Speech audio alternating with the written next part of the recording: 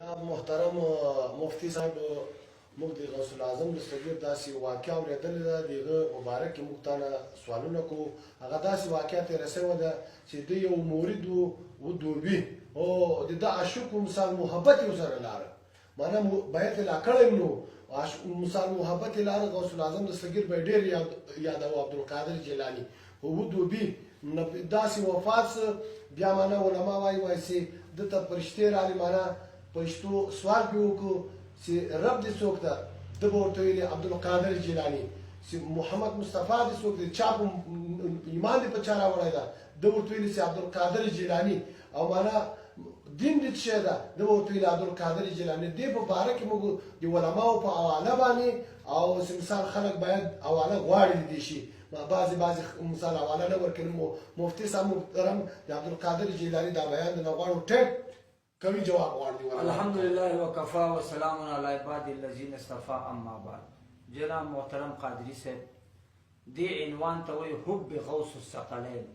حب غوث الثقلین محبت د غوث الاعظم دستگیر شیخ عبدالقادر جیلانی موږ تاسو چې کومې خبرې کوو هغه به په سند کوو هغه په حواله باندې په صفحه باندې په عبارت باندې او هغه به ټوس دلایل پیش کوو ځکه بعض خلک د غوث الاعظم دستگیر واقعیت صحیح بیانوي صحیح وي خو حواله نه پیش کوي خلک نن داسې دور راغلی چې حواله نه خلک یې نه مني دغه سړی چې د غوث الاعظم دستگیر دا واقعیت چې ده دا یو کتاب دی چې هغه صاحب تفریح الخاطر 23مه صفحه 40مه صفحه د چاپ د مصر چاپ هغه دا لیکلي الافادات الیومیه دویم جز 2 صفحه کې دا مولانا اشرف علي تانوي صاحب هم لیکلي او علامه فضل الرحمن گنج مراد آبادی هغه په حیات اشرف کې هغه دا لیکلي دي نور علماء سیرت غوث الثقلین یوسل واته یوسل اتاته یوسل نهته صفحه کې دا لیکلي دي په سند د علماء د محدثینو د غوث اعظم د صغیر په زمانه کې یو دوبیو دا کالی کپړې چې وینځو ډیر ګناهګار خو د غوث الاعظم د صغیر مبارک سره ډیره مینه وه ډیر محبت ورسره انتهایی ادب او احترام یې دغه ډیر کولو چې کله دی وفات شو فرشتې ورته راغلي علما محدثین لیکي نکیر او منکر فرشتې کافر دپاره راځي بشیر او مبشر فرشتې چې دي هغه د مسلمانانو دپاره راځي او حافظ ابن حجر فتح الباری کې لیکلي د بخاري په شرح کې نورو محدثینو چې کافرانو ته نکیر او منکر راځي او مسلمانانو ته بشیر او مبشر راځي دا دوه فرشتې بشیر او مبشر د زیری والا فرشتې چې مسلمان یې وویني زړه خوشحالي کوي سبحان الله او نکیر و منکر ناشنا فرشتي چې هیبت والا دهشت والا خوف والا بد شکل کې داسې راځي تک تور رنګونه شنې سترګې غټې شونډې دا چې راشي من ربک ما دینک من نبیک دا سوال کیږي قبر کې سیاستو کې دا حدیث ته کله چې دغه پوښتنه وشوه چې من ربک ما دینک من نبیک دوی عبدالقادر یعنی زه عبدالقادر جیلانی مرید یم زه داغه خادم یم داغه غلام یم داغه عاشق یم داغه محب یم محبت کوونکی فرشتې حیران پاتې شو چې عبدالقادر جیلانی باندې خدای نشي خلاصېدلی 3 سوالونه دي چې رب دې څوک دی دین دې څوک دی او دین دې څه دی او نبي دې څوک دی دا 3 سواله کېږي بخاری شریف کې مسلم شریف کې مسند احمد کې سنن ابن ماجه کې سنن نسائی کې نورو احادیثو کې دا راغلي د ویلي ورزه صرف عبدالقادر جیلانی سره زما مینه ده او زما محبت ده نو الله تعالی د خوانه فرشتو ته حکم وسو ان کان هذا العبد من الفاسقین که دغه سړی فاسق دی لکنه فی محبت محبوب السید عبدالقادر الجیلانی من الصادقین سبحان الله دغه بنده که چیرې ګناهګار دی او فاسق دی ګناهګار دی لیکن زما د محبت د محبوب کې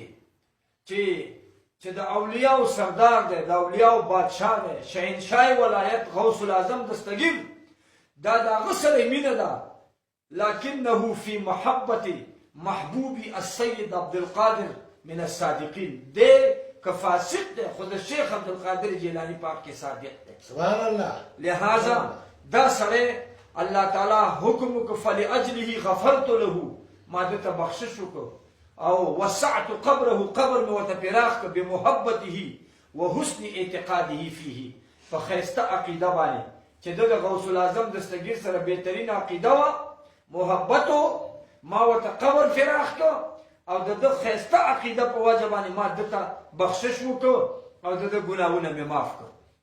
تفریح الخاطر کې 23مه صفحه کې دا واقعه ده او دا حکیم الامت مولانا اشرف علي تانوي صاحب هغه هم دا ذکر کړي. هغه د فضل الرحمن گنج مراد آبادي نه هغه ما په خپله دا واقعه اورېدلې ده او ده په حیات اشرف 53 صفحه 54 صفحه کې لیکلي دي چې دغه مولانا فضل الرحمن گنج مراد آبادي دا د وقت د زمانې قطب دی وایي. هغه دا خبره کړې ده او علما محدثینو دا خبره ذکر کړې ده. جناب مفتی صاحب یو بل سوال مې ده.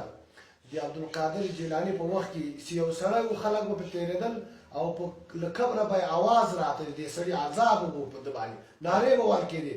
نه هغه واقع هم د علماو په قول باندې موږ ته پېښ کړي د عبدالقادر جیلاني په وخت کې پېښ شوی. جناب محترم هغه خو بغداد شریف کې باب الازج ورته وایي، یو دروازه د قبرستان لویه دروازه ده. په هغې قبرستان باندې به چې خلک دننه شو دا هم قلاید الجواهر 25مه صفحه کې دا واقع لیکلي چې په دې دروازه باندې به خلک دننه شو. یو لویه مقبره ده. په دې مقبره کې یو سړی ډېرې چغې والې د قبر نه. خلک راغلل غوث الاعظم دستګیر ته چې قربان یو سړی دی د قبر نه ډېر تیز اوازونه راځي او ډېر په عذاب دی. حضور سیدنا غوث اعظم دستګیر وفرمایل وایي ته زما نه کله خلعت یا دا چپن د خلافت دا اغستی؟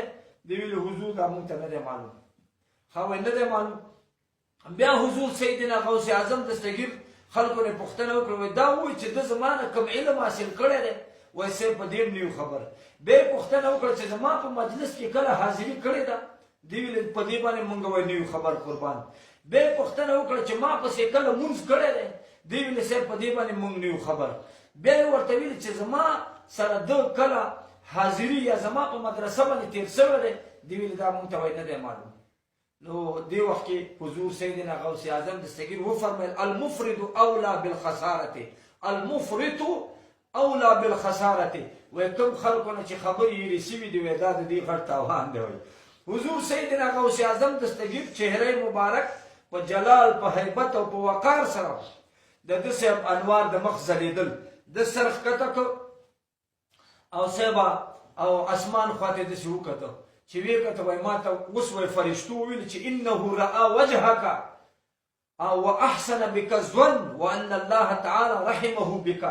ای غوث الاعظم دستګیر وایي ما ته فرشتو وویلې چې و دغه سړی ستا مخ مبارک یې لیدلی، په تا یې ډېر ښه ګمان و او الله تعالی په ده باندې رحم کړی د ستا د وجې نه چې اوس تا دا خبره وکړه ستا په یاد کې راغی خالي دا ګناهګار بنده ستا د لویه خدای پاک اوس وایي ده باندې عذاب قبر رفع کو اوچت کو. سبحان الله سبحان دا الله. ګوره د اولیاو شان د سیرت غوث الثقلین 109 صفحه کې دا لیکلي دي. قلاید الجواهر دا واقع 25مه صفحه تبع مصر. علما محدثین د دې لپاره یو مثال پیش کړي. بعضې خلک وایي دا خو موږ نه منو. نه منې مې منه خدای نعمتونه نه لیدلي. بله خبره دا ده چې دا علما محدثین لیکي جلال الدین سیوطي رحمه الله تعالی هغه مبارک لیکلي په شرح صدور کې چې د ابوبکر صدیق رضی الله تعالی عنه د عمر فاروق رضی الله تعالی عنه نه بعد او بلکې خلفای راشدین تابعین تبع تابعین نه بعد یو سړی وفات شو. شرح صدور کې لیکلي د موجم طبراني فی الکبیر اوسط او صغیر د درې وړو کې دا واقع دا ذکر ده. په دې درې وړو کې یو کتاب کې ده. نو هغه فرشتې راغلې من ربک ما دینک من نبیک، رب دې څوک دی نبي دې څوک دی دین دی ویل عارف ابا بکر و عمر، زه ابوبکر صدیق پېژنم او عمر فاروق. سبحان الله سبحان الله. وایي فرشتې لاړې الله تعالی ته درخواست وکړه چې یا الله مونږ ته نه سوال کوو چې رب دې څوک دی، دین دې څه دی او نبي دې څوک دی؟ دی وایي چې زه ابوبکر صدیق پېژنم او عمر فاروق پېژنم. سبحان الله. الله تعالی ورته وفرمیل چې ای فرشتو هر کله چې ابوبکر پېژني عمر فاروق رضی الله تعالی عنهما دا دواړه پېژني بس دا داسې څو لکه ما پېژني لکه دین پېژني لکه رسول الله پېژني. زما محبوب دا جلال الدین سیوطي په شرح صدور کې ودې ګوري علما محدثین دا خو محدث ذکر کړي مفسر ذکر کړي دي د 3.5 لکو حدیثو حافظ ذکر کړي د قرآن حافظ دی د 600 کتابونو مصنف دی مجتهد او مجدد د خپل اثر دی. واخر دعوانا الحمد لله رب العالمین.